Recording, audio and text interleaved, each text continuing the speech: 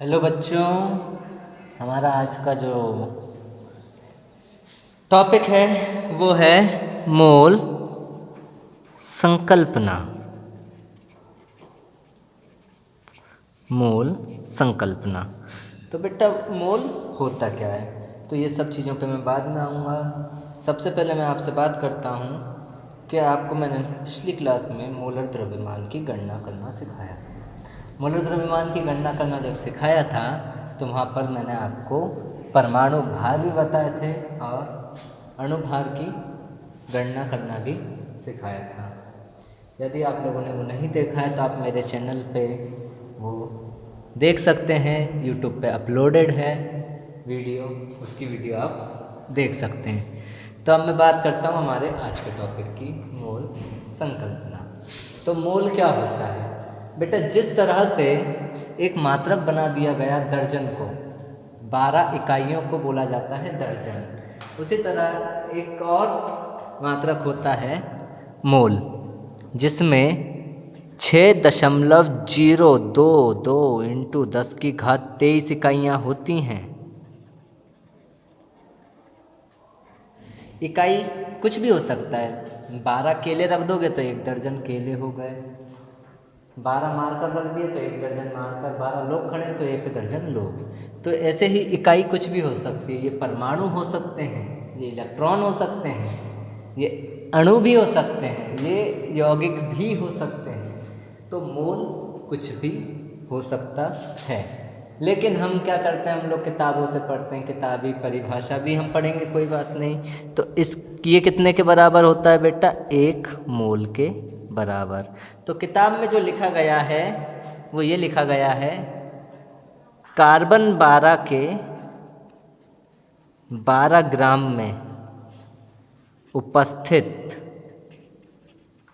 कणों की संख्या को मोल कहते हैं। कणों की संख्या को क्या कहते हैं? मोल कहते हैं। मोल कहलाती है। बिल्कुल सही बोला उनने भी, उनने बिल्कुल गलत नहीं बोला, और ये परिभाषा बिल्कुल भी गलत नहीं है, बिल्कुल सही है। लेकिन हमें क्या है, हमें आसानी से पढ़ना है इसको। चलो मैं बताता हूँ क्या बोलना चाह रहा है वो ये बोलना चाह रहा है कि कार्बन, जिसका परमाणु भार क्या है 12, कार्बन 12 के 12 ग्राम में कार्बन के जितने कण उपस्थित होंगे वही क्या है, उसके मोल है। तो 1 मोल में एक चीज़ है, कार्बन 12 ग्राम। मैं बताऊंगा, इसको भी बताऊंगा, थोड़ा सा आप देखिए। पहले मैंने इकाइयों की बात की।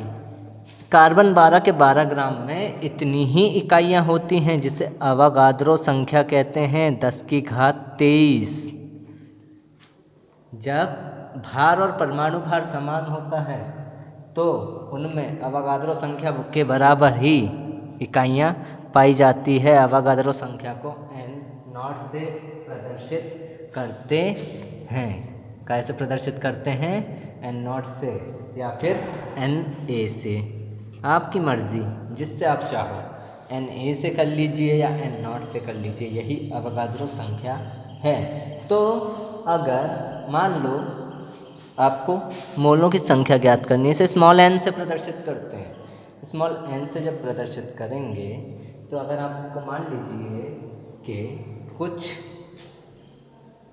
कणों की संख्या दे दी जाए और आपसे पूछ लिया जाए इसमें मोलों की संख्या क्या है, तो इस तरह के प्रश्नों के लिए एक सूत्र निर्मित हुआ, जिसमें कणों की संख्या बटे अवोगाद्रो संख्या, अवोगाद्रो संख्या, अवोगाद्रो संख्या, जिसका मान कितना है?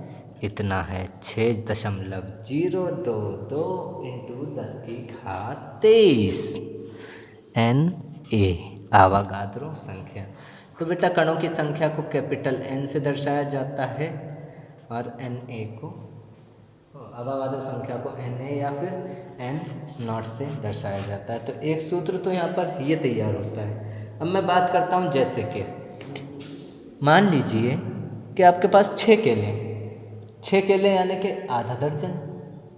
कैसे पता चला? 6 में 12 का भाग दे दिया, 6 में 12 का भाग दिया तो 1/2 यानी कि आधा, आधा निकल के आया।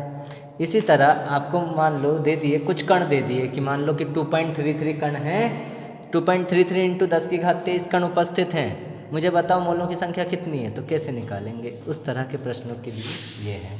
एक और चीज़ गई, अगर किसी का भार दे दिया जाए तो पदार्थ की मात्रा या पदार्थ का भार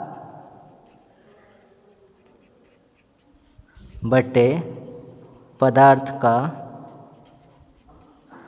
अणुभार, अगर यौगिक है तो अणुभार, यदि परमाणु है तो परमाणु भार।